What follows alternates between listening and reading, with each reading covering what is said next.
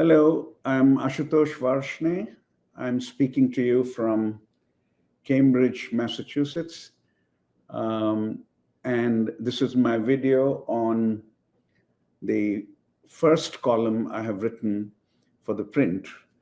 It's on Zohran Mamdani and the political earthquake he has touched off in America by winning the Democratic primary in New York. He's 33 years old and he defeated Andrew Cuomo, three-time elected governor of New York, and part of the most important or greatest political dynasty of New York in modern times. I will talk about three things: Mamdani's strategy, and also his background, campaign strategy, and his message. And the third thing will be how his message and the current trends in American politics and Western politics in general are connected to globalization. Mamdani comes from an Indian origin family. Meera Nair is his mother, a well-known filmmaker, produced films such as Monsoon Wedding, Mississippi Masala, and Salam Bombay. His father was born in Mumbai, Bombay then, and grew up in Uganda. He's a professor at Columbia University, and he's produced very important work, path-breaking work, in fact, on the impact of colonialism, long-standing or long-lasting impact of colonialism on Africa. His strategy was heavily social media based and was very creative. Thousands of younger voters were brought into the campaign as a result.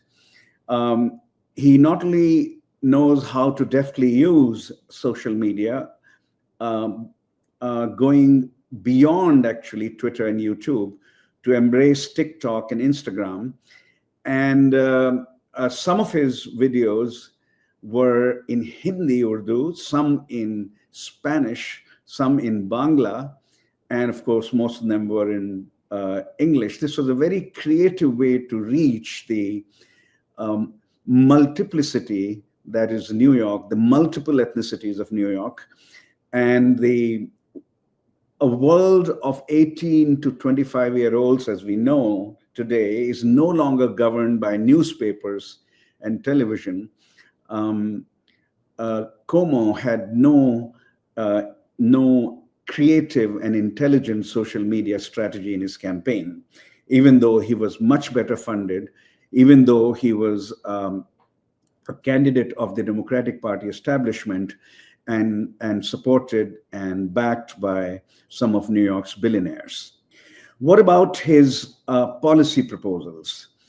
Mamdani would like government-subsidized free buses in New York, free childcare for struggling families, increased minimum wage, and affordable housing. The big slogan of the campaign was affordability for the masses, for the working masses of New York. And all of this will be funded by higher taxes on affluent individuals and richer corporations.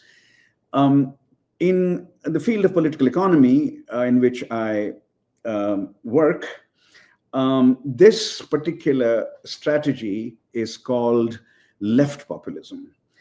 And in the global South in particular, there is a long history of left populism. Remember how Indira Gandhi's Garibi Hatao, Banish Poverty campaign in the 1970s emerged and was described. Also relevant is Juan Perón in Argentina in the late 1940s. In the West, a different kind of populism has been dominating politics, and we call it right populism or right-wing populism. And its focus is on majoritarian consolidation on one hand and marginalization of minorities and immigrants on the other. And the claim is that a nation must give primacy to its long-standing majority community. Otherwise, it will be weaker. National strength will be sapped away by the idea of ethnic and racial equality. The economic program of right-wing populism is defined by, of course, economically strengthening the majority community, but against its globally networked elites. It's quite anti-elitist, or fundamentally anti-elitist. Now, Mamdani's victory raises the following question, a very big question. Will left populism or left-wing populism now increasingly challenge right-wing populism in the US and perhaps in the West? In which direction would, for example, Democratic Party go in the coming months and possibly years? Now to my third point, the links of Mamdani's politics and the emerging trends in American politics with globalization.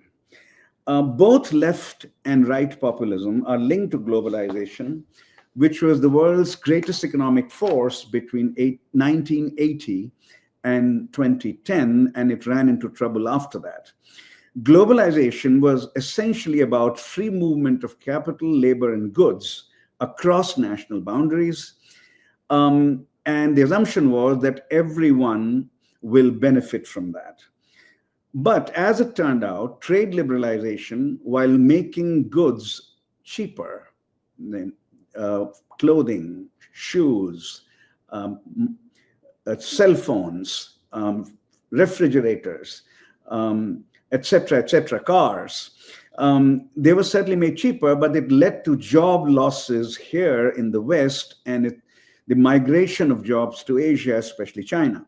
Free capital flows meant that businesses could go wherever labor was cheaper, which also led to loss of jobs in the West and in the US. And immigrants, as a result of freer migration of labor than before, began to change the pre-existing ethnic and racial makeup of societies, generating majoritarian anxieties about which I talked a moment ago. The right populist attack on globalization could be seen as a writing on the wall, and a segment of globally networked elites started then redefining their interests and developed an alliance with populist governments, even though populism was supposed to be anti-elite in its fundamental spirit. This phenomenon, a segment of globally networked elites joining and supporting populist governments, has come to be called plutocratic populism, plutocrats joining the populist stream of politics. Mamdani's rise should be viewed as an attack on the idea that plutocratic populism is a good response to the inability of globalization to lift all boats. Are Mamdani's proposals politically and economically viable? This question will now dominate political debates in America and may also have implications for political debates elsewhere in the West, including Europe.